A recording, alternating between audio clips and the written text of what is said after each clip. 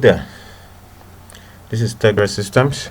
In this video I'll be showing you how to ping an IP address, okay, or let's just say how to ping a remote system. Let's say I want to, this is computer, mine is computer A, and I want to ping another system. That system is computer B.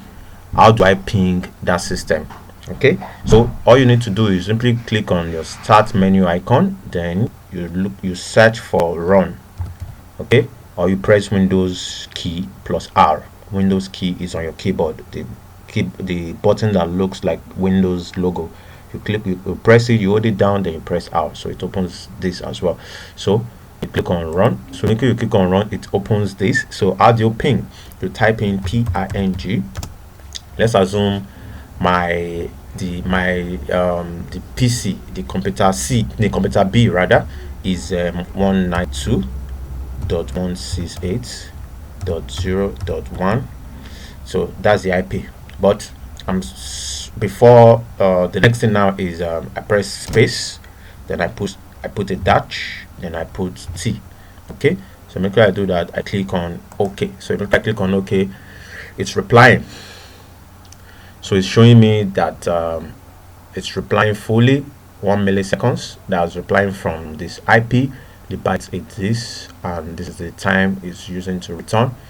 Okay, so that's it. That means it's pinging successfully.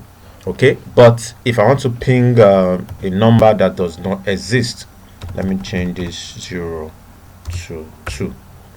I say enter. Okay, so let's see what it will show. It shows me request timeout. That means I can't connect to that system. But also in some scenarios again, so let's assume this is still 0, then I change this to 5. So if the system does not exist, what will it say? Okay, good. So that means this IP does not exist. So it's telling me destination host unreachable. That means there's no system with the IP5.